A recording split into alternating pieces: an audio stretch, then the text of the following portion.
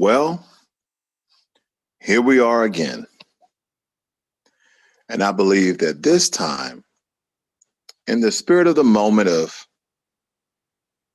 Black History Month, which though we should be celebrating Black history each and every day, we should know ourselves or want to know ourselves, and most importantly, teach our children who they really are. The issue with this is that we continue to live this life in a matter of white supremacy, never with the obligation of teaching ourselves or our children of who they really are. And this is the problem that we have going forward in our fight against white supremacy, and having a sense of integrity and pride and not understanding where we came from, who we really are, and what we're capable of.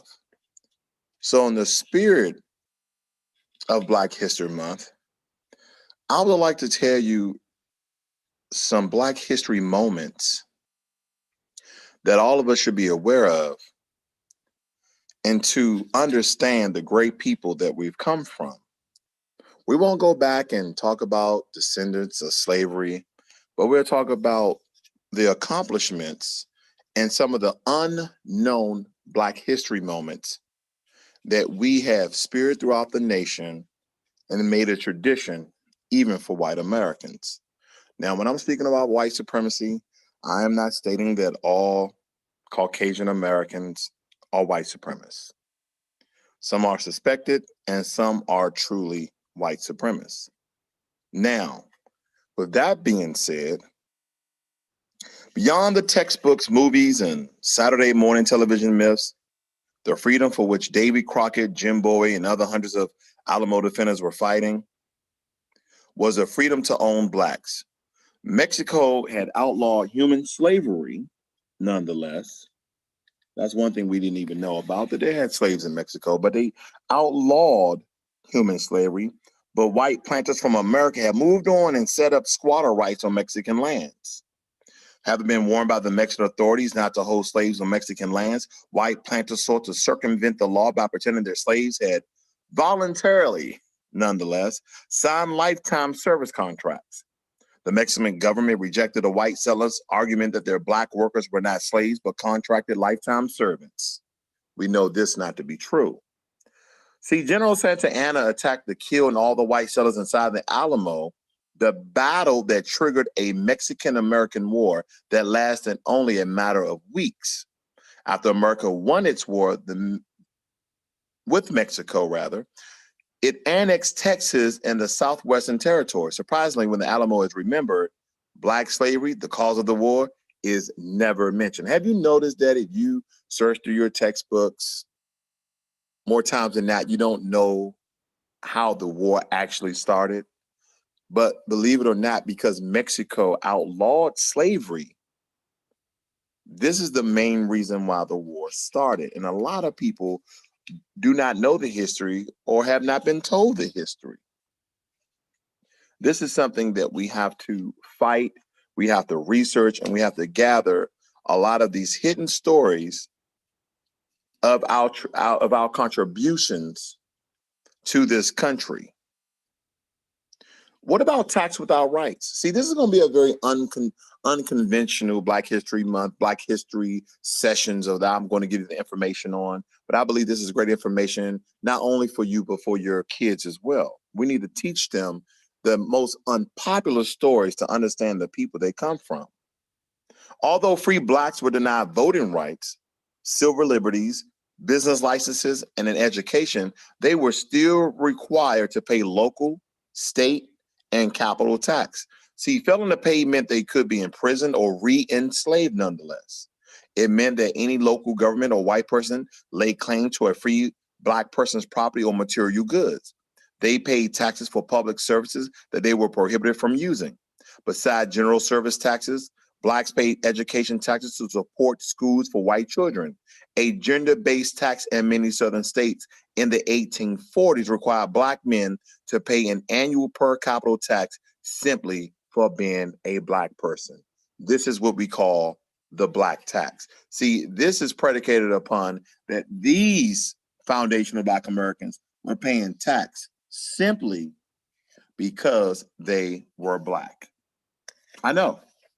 This is some of the information that you will never, ever get taught in school. What about the first African-American poet? See, back in 1746, a Black woman named Lucy Terry witnessed a bloody Indian massacre in Deerfield, Massachusetts. She wrote a rhyme description of it. The lengthy poem was so powerful that she was publicly recognized for the language that she used in recording the event. A sample of the power and feeling of her words reflecting in such lines as, here's the poem. The Indians did in ambush lay, some very valiant men to slay, the names of whom I not leave out. Samuel Allen like a hero fought, and though he was so brave and bold, his face no more shall we behold. Ezel Hawks was killed outright before he had time to fight. Before he did, the Indian see, was shot and killed immediately.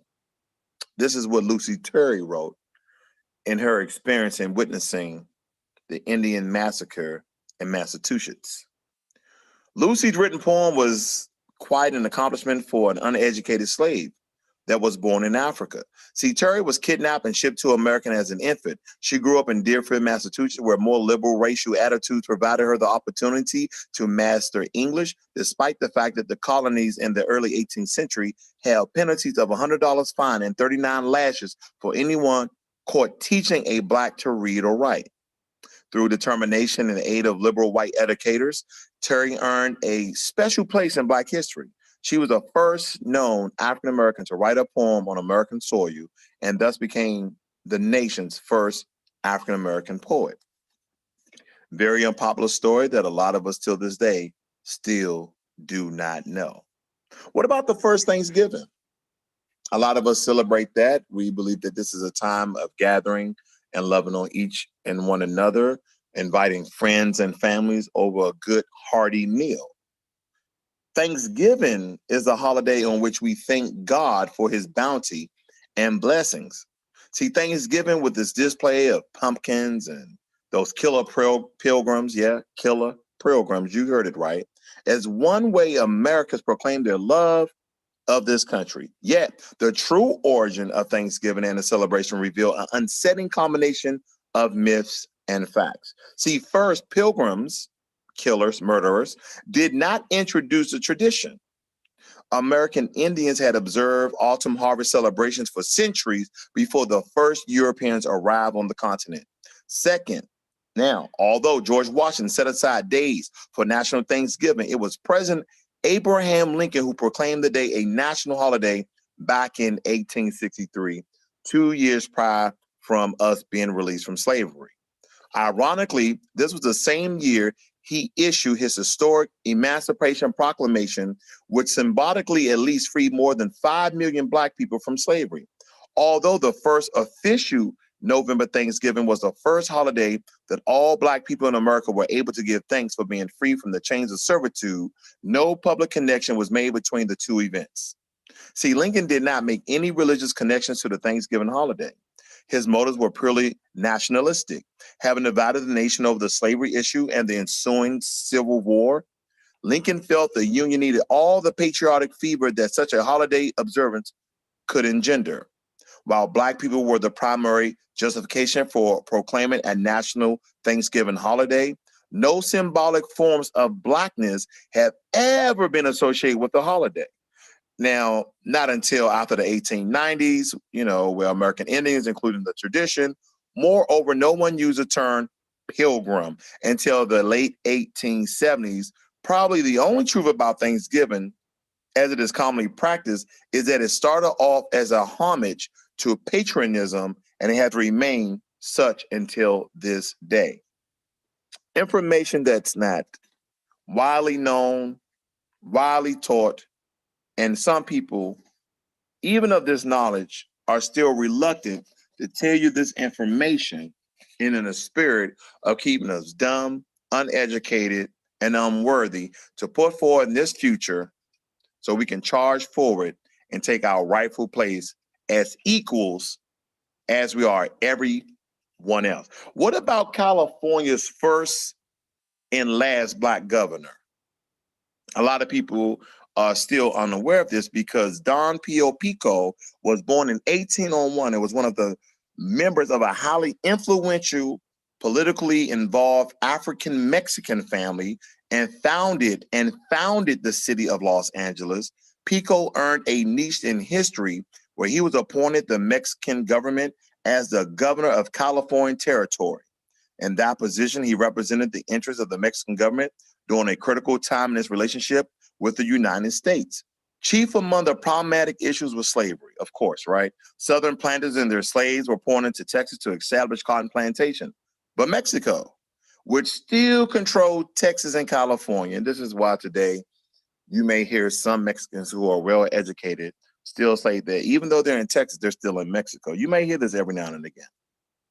But anyway, as these slaves were appointed to Texas to establish cotton plantation, Mexico, which still controlled, again, Texas and California, prohibited slavery.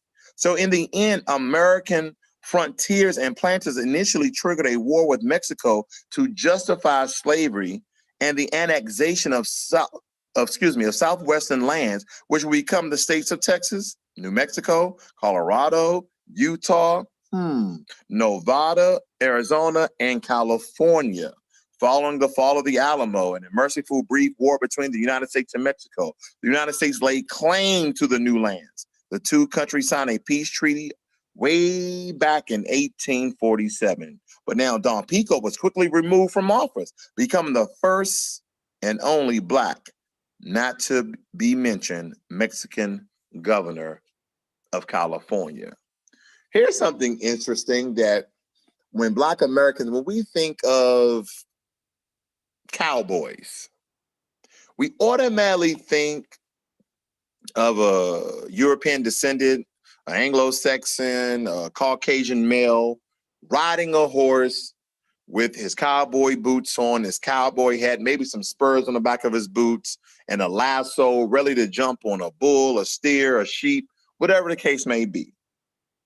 Contrary to the images created by Hollywood, and this is where we get it from, Black slaves were America's first authentic cowboys. Now, I know some of you have been to rodeos like myself, whether it was in Texas, Oklahoma, it doesn't matter where it was. Blacks was America's first authentic cowboys. Let me break this down for you. See, the word cowboy, in fact, originally had nothing to do with roping cattle and hell raising in the high plains. The word cowboy grew out of social customs that did not allow Black males to be addressed as Mr. or men, especially gentlemen. That was too distinguished for us. I mean, we just some dirty ass slaves, you know. On the other title, that conveyed the status. 50 years before there was an American Southwest cowboy, with the diminutive term boy was often applied to Black slaves in the Southeast who worked at cow pens. Because you understand, they demeaned us, they undermined us. They never called us men, gentlemen, sir, mister. We was always boy. Let me continue, because you need to understand this rendition, this breakdown of how the term cowboy came to be, and that we were the authentic and official first cowboys in this country. See, the term boy was often applied to Black slaves in the Southeast who worked as cow pens, okay, because they worked in the pens of the cows. Their job was to herd livestock in Georgia, Alabama, South Carolina, North Carolina, and some other states. The label boy was a constant derogatory term for a Black male that included not only cowboy, but houseboy, field boy, stable boy, and underboy. Personal body service during the Civil War. See, after the Civil War, new land rush laws sparked the Western movement. 15 million new European immigrants arrived in the latter part of the 1800s, but the ranching and cattle industry of the Southwest, especially along the Texas Gulf Coast, is wholly dependent on Black labor. Many of the slaves served as cowboys before they were freed. Nearly 1/3 of 35,000 cowboys who drove cattle from North Texas between 1866 and 1895 were Black. were foundational Black Americans. Many of these Black cowboys distinguished themselves in the cattle towns of Old West. Some of their achievements were a credit to their race, others were not. In Dodge cities, for instance, the first man shot was a Black cowboy named Tex, an innocent bystander to a gun battle. The first man ever to be arrested by authorities in Abilene, Texas, was an unknown Black man. His Black friends were so outraged by his arrest for what they felt was a trivial matter that they shot up the whole town and used the ensuing confusion as a cover to stage a jailbreak for their freed friend. Nat Love was another Black cowboy, was a questionable character, of course, widely known as Deadwood Dick. I love this one. Deadwood Dick, or also known as Nate Love, was, he was said to have written with Billy the Kid, Jesse and Frank James, and Buffalo Bill. See, Cherokee Bill, another Black cowboy, which a lot of people would fail to mention, Cherokee Bill was a Black cowboy, was similar to Billy the Kid in everything but skin color, according to historians. Not all Black cowboys lived the kind of dangerous, short-lived lives in the Old West that you see in Hollywood stereotypes. Thousands of Black cowboys were lawmen, popular heroes, buffalo soldiers, or just plain ranchers and farmers. Yet only a few Black cowboys, good or bad, can be found in the history books. And this is what we need to understand. See, the first horse racing jockeys, listen to this, the first horse racing jockeys were Black. See, from the early days of the horse racing until the early 20th century, most of the handlers, trainers, breeders, groomers, and jockeys were Black slaves. Black jockeys dominated the racing industry throughout the 19th century. Blacks are responsible for the daily care of livestock on farms, plantations. They performed similar duties in city carriages and houses, racetrack stables. It was a natural step for Blacks to move from carrying and grooming horses to riding and racing them. In the first Kentucky Derby, 14 of the 15 jockeys were Black. In that race, a Black jockey named Oliver Lewis rode the winning horse, Isaac Ike Murphy, born a slave in Lexington, Kentucky in 1861, was considered by some the greatest jockey of the 19th century. Murphy's mother did laundry for a racing stable, and in his early years, he exercised horse for stables in the area. See, but most jockeys of that time were Black.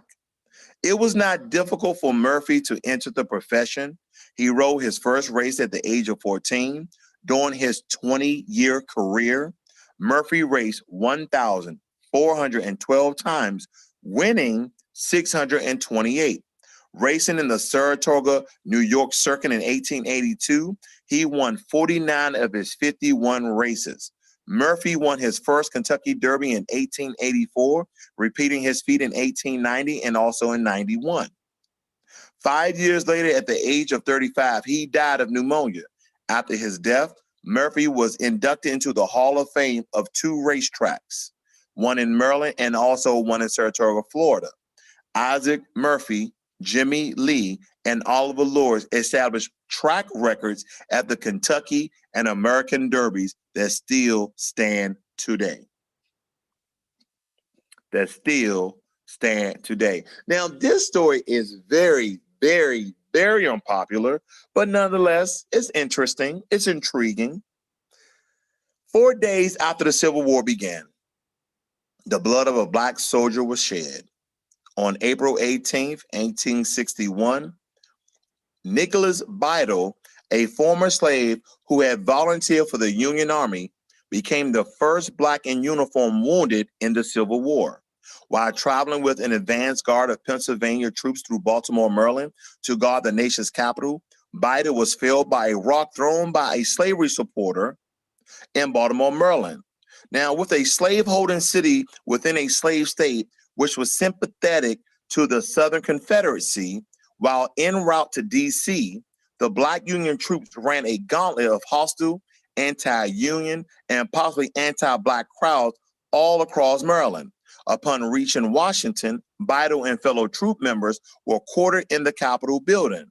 Insurrection, January 6, 2021. We know about the Capitol building, nonetheless. A pool of blood which ran from the wound in battle's face, marked the spot of the Capitol floor where he laid that night.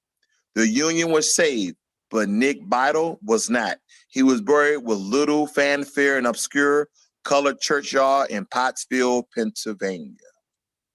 These Black history stories, these Black history facts, I understand, is well unknown to a lot of us, but it is pertinent to our history that we know as much about history as humanly possible and make sure that our kids are aware of their greatness and their contribution to building this country. Because we understand, not only are we owed reparations, but we are overdue reparations as well. Now, Jim Crow, which today is synonymous with legalized segregation, was originally a character in the minstrel song and dance popularized in 1828 by a white comedian named Thomas D. Rice, or as they known him better as Daddy Rice, his stage name, the father of America's blackface minstrel. The idea for Jim Crow character was derived from a song and dance Rice saw performed by a Black stable boy who lived directly behind Rice Theater.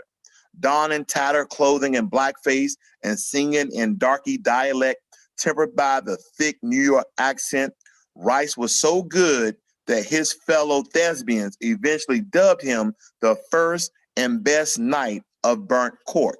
Jim Crow eventually became a stock character in all of Rice's minstrel shows. Rice was later joined in the minstrel circuit by a crowd of newly arrived white immigrants eager to entertain whites by imitating blacks in a derogatory manner. Once established, the blackface minstrel show became popular fare throughout the country. Until this day, we still see the minstrel show and also blackface, not only in America, but in Canada, Netherlands, and other countries as well. At least 34 time companies performed the show in the decade immediately preceding the Civil War. See, blackface was taken abroad in the 1900s, and this is how I got to these other countries. In preparations for signing of a treaty with Japan, American sailors aboard the Commodore Matthew C. Perry even performed a shipboard minstrel show for a Japanese audience. The program stated that the sailors will appear as colored gentlemen of the North and niggers of the South. The Japanese audience ate the show up laughing and kiki-kaki at the antics and dialect of white sailors in blackface. The blackface sambo soon became a part of Japanese culture and language. That's right, ladies and gentlemen. Japanese also was celebrating blackface and knew that it was demeaning and a derogatory meaning to African descended people. See, the blackface sample soon become part of Japanese culture and also their language. So much so that 150 years later, the Japanese were still producing sambo, artifacts, and advertisements for Darky toothpaste. Blackface characters spread to the other countries. As recently as 1996, Latin American companies advertised pizza with sambo images. Darky toothpaste, advertised today as Darlie, is sold in France and Japan. Officially, Jim Crow segregation laws were abolished during the apex of the Civil Rights Movement when Congress enacted the Civil Rights Act of 1964 and the Voting Rights Act of 1965. But the psychological and social damage of Jim Crowism has spread far and wide and did not die with legal segregation. This is information that is not only mind-boggling, but it frees you of a sense of how some of these things essentially originated. And I believe that a lot of times we just need to know some of this information to have a different perspective, to have a different outlook, so we can see things in a very different light. See, racism, discrimination, the system of white supremacy and oppression is as old as slavery. And I'm not talking about 1619. I'm not talking about 1526. I am talking about 1445, when slavery first started by a pope of either Portuguese or Spanish heritage. And this is what we need to understand. Now, contribute to our Black women out there who are, we like to label them as strong, but I will label them as graceful, intelligent queens of the now. And we understand that The term queen has been twisted, has been manipulated, has been misogynized, but we know what our women are. And in light of a different feather, we can't really call every woman a queen because who's going to be a servant? But nonetheless, our beautiful Black ladies out there, you have large contributions to foundational Black Americans and some of the things that you have done that is not widely known. I mean, anyone ever heard of the gun-toting female mail carrier? Anyone ever heard of her? See, throughout history, Black women have been forced to act and perform like men just to survive.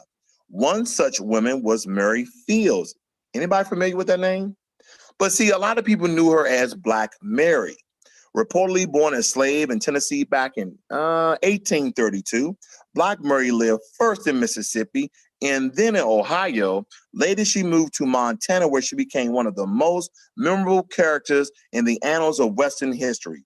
Tall and wearing in at more than 200 pounds. She was a statue of a woman. She was a gun-toting stagecoach driver and the second woman ever to regularly drive United States mail route. A crack shot, she wore a .38 pistol strapped under her apron. Black Mary's reputation earned her many dangerous routes inhabited by Native Americans and male bandits. See, her reputation for actually, employing her weapon to protect both the male and herself dissuaded many would-be robbers. At her death by natural causes in 1914, Black Mary was mourned by her townspeople as a Black pioneer. There's a lot of these stories and tales which are factual history that we are unaware of. See, what about stories? What about tales? And I know sometimes tales can be misconstrued when I say it like that, but some people who support white supremacy, doesn't matter their complexion, they will have you believe that a lot of this information is simply fables, simply tales. But not only is this his story, this is factual. This information you can trace back. It requires a lot of research. It requires a lot of digging. It requires a lot of comparing and contrast. But nonetheless, this information can be found out. But why go anywhere else? And you're right here listening to me right here and now. Richard Allen, what about this guy? See, Richard Allen in Philadelphia, according below and above the Mason-Dixon line, the official boundary between the nation's free and slave states, were only a few miles apart. This geographic proximity allowed white slave owners to travel north to the city of brotherly love. I mean, not for us. In order to randomly abduct free Blacks and northern slaves who they claim were runaways. See, a lot of times when I hear people talk about slavery, oh, your own people traded in slavery, that's true as well. We got stolen, we got traded, but not only as we gained our freedom in this country, or we were free, those who had privy and who ran away to the north, they also got stolen from the north to be brought back in slavery to the south. So damn all that, give us what you owe, cut the check, reparation. Now, Reverend Richard Allen was born a slave in Philadelphia in 1760. Was one such victim. Allen was seized by slave traders who signed sworn affidavits that he was a fugitive. Of course, they lied, and this is nothing new. After many prominent Philadelphians, Black and white, testified on Allen's behalf, the charges against him were dismissed, and the white slave trader was imprisoned for perjury. We know that this is not a regular occurrence in any sorts of the manner. After the ordeal, Allen, who converted to being a Protestant at the age of 17, went on to convert his masters by his freedom for $2,000 so he can become a preacher, and founded Philadelphia's African Methodist Episcopal, also known as AME for some of the words I simply cannot pronounce, of which he was the first bishop, a pioneer among Black abolitionists and president of the first National Black AME Church Convention in Western world. Allen played a pivotal role in defining Black politics. He personified the values of hard work, refused to accept subordinate status, and emphasized collective action. So in a nutshell, Island Thesis was Black empowerment. And in fact, he was so closely identified with the movement for Black freedom and independence that some called him the father of the Negro. See, on rare occasions during the Civil War, Black slaves exercised a measure of revenge for their mistreatment while in captivity. One slave owner who took perverse pleasure in beating naked female slaves was captured by the Union Army in 1864. I call that his just due. That's what I call it. The Union General, a devout abolitionist. Well, bless your heart, sir. We appreciate your contributions to helping us be free from the chains, because if not, we probably wouldn't be here, and I wouldn't be here today telling this wonderful story. And I just want to mark out, this particular slave owner took pleasure in beating naked female slaves, Black slaves, that is. The Union General, a devout abolitionist, ordered the slave owner stripped and bound to a tree. The general ordered Black male soldiers to whip the white slave owner. When they finished, 3 female slaves, who the slave owner had regularly beaten for minor infractions, took their turn, selling some old painful scores. The Black female slaves and got their chance to do unto others as they have done unto you. I love that. I love the fact that there was a time where white abolitionists was really unified in the freedom of our people, and in some right gave us justice to take out those lashings on our white supremacy ass as well. Now, the Union won the Civil War, as we know, in part because it had the advantage of more industry, soldiers, technology, and a centralized form of communication. So essentially, the North had both the military material and moral high ground. And of course, they freed slaves in order to win this war. But if you know anything about this history, Lincoln did come out publicly and say, if it was not for the war, and I could see a chance of us winning it without freeing the slaves, I wouldn't have freed them. So a lot of us would like to pay homage and honor to Abraham Lincoln for freeing the slaves, but he did it for power, position, and like any other white supremacist, money. Okay? That's what power gets you. But now on the other side, the Confederacy was able to put up a violent struggle because it owned a greater concentration of wealth. It had trained military leaders and millions of unpaid slave laborers who supplied food, military supplies, and cared for unattended white families and farms. See, the presence of 5 million Black slaves, however, was a knife that cut both ways. A small number of slaves were heroes because they refused to assist the South.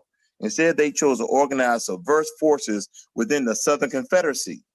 The traitor within, I love being a traitor within when it comes to this. Absolutely love it. They refuse to work. These slaves refuse to work. No, we ain't helping you fight the Union. They trying to free us from the shackles and chains that you put us in. Hell no.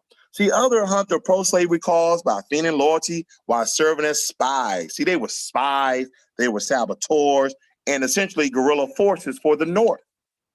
Thousands of runaway slaves enlisted in the Northern War to serve as a soldier, construction workers, woodcutters, cooks, skilled craftsmen, and servants. A total of close to 200,000 Black men formerly helped the Union Army rout their Confederate counterparts.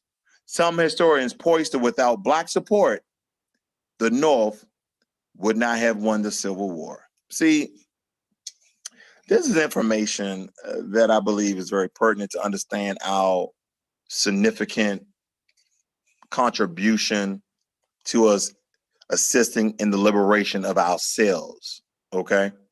So we need to understand this. And again, I would definitely want you to teach and inform your young ones of their contribution of their ancestors and where they descended from. It's very important. It's very, very important. Okay. So for some of you who may not looking at this traditional Black history session of, the same old, same old. Oh, Harriet Tubman, George Washington Carver, Charles Drew, the real McCoy, Lewis Latimer, Gerd A. Morgan, the same old, same old. No, I want to hit this one different. I want to approach this one on so many different levels that you're getting so much information that you are excited of who you are and where you come from. But as I end this, I simply want to define something, because a lot of us, we're not aware of simply what is a slave, or in retrospect, what was a slave? See, a slave is a person owned by another person. This person has no rights and works without pay. Now, the word slave, of course, was originated and applied to a European ethnic group. This came from a certain group of people that was Slav, S-L-A-V. They wasn't named slave, but it derived from a European ethnic group. According to the encyclopedia, it came from Slav, which is a Russian people that was captured by the Germans. Other sources say the word Slav, S-L-A-V, that again turned into slave, originally meant the people of glory and suggested some kind of a religious identification or purification. But in any event, the last enslavement of European whites occurred in the 14th century, because again, as I told you before, during the mid-1400s, 1445, 1446, this is when the Pope of Portuguese and or Spain literally started slavery by the skin color, when according to the Moors and dark-skinned people, okay, Nubian people, because back then it was no black or white. You was a countryman. If you was from Nigeria or Kenya, that's what you call yourself, or your tribal name, or what tribe you was actually from. But this is what the Portuguese and Spaniard Pope did at the time. This was the Pope. This was the Pope. This wasn't a king. This wasn't a queen. This was the Pope. So understand how religion plays a significant role in history, and mainly in Black history.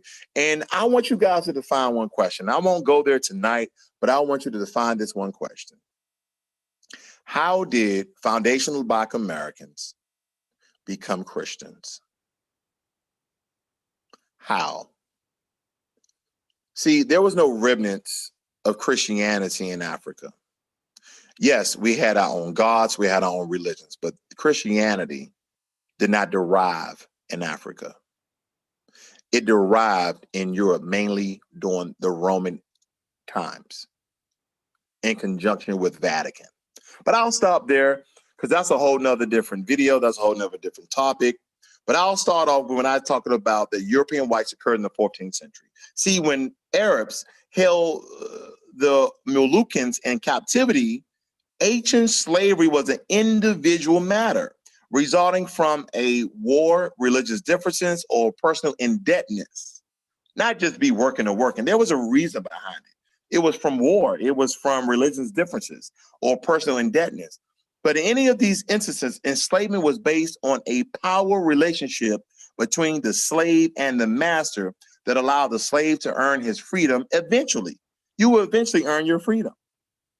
In ancient slavery, intermediaries such as the Catholic Church, ding, ding, ding, ding, ding, protected the rights and property of the enslaved and required the masters to pay freedom dues to the slave upon his release. The modern enslavement of Blacks was different, of course. Everything is different for us. We're a special case. Native Americans to this day get reparations. They live on reservations. They get monthly stipends. Everything is federally funded. They are a sovereign nation by themselves. They have their own police. They have their own government. They don't need us for anything, but the federal government still pays out billions and billions of dollars to many of Native American tribes. They're the one that the American government stole the country from. We are the ones, our ancestors are the one who built this country. When now people are like, oh, well, that was different.